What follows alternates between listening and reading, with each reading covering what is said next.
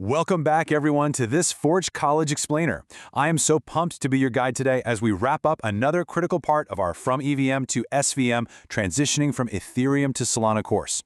If you recall, in our previous lesson, estimating and explaining costs, gas versus compute units, we really got into the weeds, right? We instrumented transactions, read those execution logs, and figured out how to translate raw opcode usage into actual dollar values. We totally nailed the measurement part. But today we're tackling something even bigger. We're going to take those cost measurements and turn them into real-world, actionable architectural decisions. We're officially moving from just looking at the system to actually redesigning the whole shebang. So let's get into the developer implications and your next steps. Okay, let's dive into this. Here is our roadmap for today. We'll start with mental models, tackle refactoring token mints, rethink our architecture, talk about testing and deployment, get into talking to stakeholders, and finally outline your next steps. Section 1. The mental model shift. So before we touch a single line of code, we really have to rewire our brains a bit. The core difference between EVM and SVM isn't just some minor technical quirk. It's a complete shift in the fundamental unit of accounting. Think of EVM gas like a relentless taximeter in a cab. Because every single opcode and storage read ticks that meter up, we're naturally trained to sweat over micro-optimizing every inner loop just to save fractions of a cent. But SVM compute units? They act way more like a packed suitcase with a strict zipper limit. It's a fixed resource budget for the entire transaction. You're no longer agonizing over the cost of packing one extra pair of socks. Your main concern is whether the whole suitcase is going to violently burst open at the airport. And because of this packed suitcase reality, we have to introduce a new concept, the capacity estimate. Rather than doing an incremental estimate where you ask, hey, how much does this one tiny extra step cost? A capacity estimate evaluates whether the total compute consumption across the entire transaction fits under the maximum hard limit. So what does this all mean? Well, it completely flips our profiling goals. We stop hunting for those isolated, localized opcode hotspots, and we start looking at the big picture, analyzing the aggregate end-to-end call graphs. Section 2. Refactoring token mints. Let's look at a practical sandbox. Theory is great and all, but let's apply this to something concrete, like an ERC20-style batch minting function. Here is our dilemma. On Ethereum, if you want to mint tokens to, say, 1,000 users, you rely on single transaction atomicity. Sure, it might cost an absolute fortune in gas, but it will execute as one atomic block. But on SVM? Oh boy. Iterating through a massive user list and doing 1,000 balance updates in one single transaction is basically a recipe for disaster. There's truly nothing quite like the sheer cold panic of waking up to out-of-compute errors in production just because your batch mint got slightly too large and blew right past that transaction budget cap. And this brilliantly illustrates how we actually fix it using 3 concrete refactoring strategies that map perfectly to our compute budget cap. Step 1.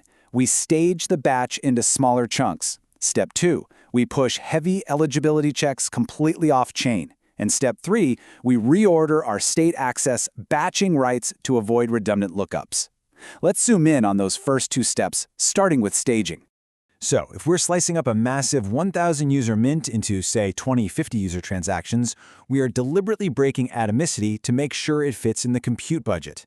But we obviously can't let partial completions destroy our system state. And that brings us to an absolutely crucial concept, the idempotent checkpoint. By recording process states, like saving a batch ID after every successful chunk, retries become perfectly safe. If transaction number 4 randomly fails because of a network hiccup, you just rerun it. It's a completely essential compensating action. Right, moving on to the second refactor step, off-chain attestations. Look, if your mint requires a heavy KYC check or a massive allow list validation, please don't do that heavy math on-chain where your compute is strictly capped. Instead, perform that validation off-chain and just pass a short, verifiable cryptographic proof, like a signature, into the transaction. The on-chain program literally just verifies the signature and updates the balance. It's a real game changer because it dramatically slashes your compute usage without weakening your security invariance even a little bit. Section 3. Rethinking architecture. We're zooming out to macro-level changes now. These localized code changes we just talked about, splitting loops, verifying signatures, they actually create this massive ripple effect across the macro architecture of your whole application. Check out this shift. On the EVM side, architecture is all about vertical micro-optimizations and incredibly compact storage layouts. But over on the SVM side, the entire paradigm flips. Your architecture becomes all about splitting flows, parallelizing processes across different accounts, and adding in that reconciliation logic and those idempotent checkpoints we just went over. It's a fundamental shift from vertical micro-optimization to horizontal parallelization. Section 4. Testing and deployment. Time to overhaul those pipelines. Now, if your architecture is changing this drastically, your CI/CD pipelines absolutely need an overhaul too. This cost model paradigm shift completely rewires how we handle release risk management. Think about it. On the EVM side, CI is largely incremental. You patch a tiny function, your automated test check for unexpected gas spikes, and boom, you're good to deploy. But on SVM, the exact same code that works beautifully for 5 inputs might catastrophically fail with an out-of-compute error if you feed it 50 inputs. Because of that, your CI requires synthetic-heavy workload testing and real chaos testing.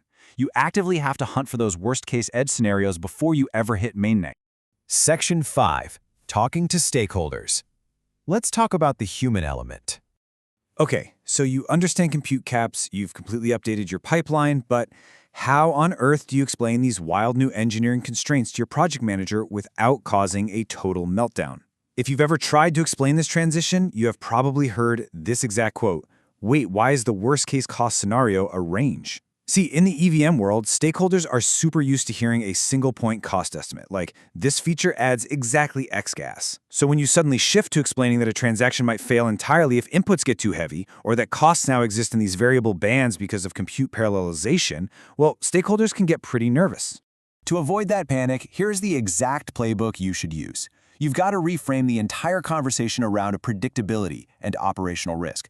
Don't just give them a flat price. Instead, present risk bands. First, outline the typical cost under normal inputs. Then, define the degraded performance bands under heavy inputs. And crucially, explicitly map out your acceptable failure and retry strategies. When you present this structured reality, stakeholders feel informed and in control, rather than, completely blindsided. Section 6. Your next steps. Let's apply this knowledge. So, the crucial point is, we've covered a tremendous amount of ground today, from the packed suitcase mental model all the way to stakeholder risk bands. To finish up this unit and actually lock in what you've learned, I want you to draft a short reflection note.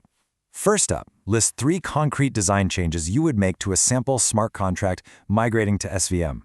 Feel free to use our token mint refactor strategies as a cheat sheet, so batch staging, off-chain attestations, and consolidated writes. After that, identify 2 specific topics you want to explore in our upcoming comparative module. Write it down. It absolutely helps solidify the knowledge. Finally, I want to leave you with this provocative thought to chew on. Does your dApp's current architecture actually survive a strict resource budget cap? Or are you secretly relying on the infinite, expensive atomicity of the EVM? It's a tough question, but it's one every Web3 developer has to answer eventually. This explainer was brought to you by Forge College. If you want to dive deeper into this topic, master these architectural patterns, and explore everything else Web3 has to offer, you should absolutely visit us at forge.college. Thank you so much for hanging out with me today, and I will see you in the next explainer.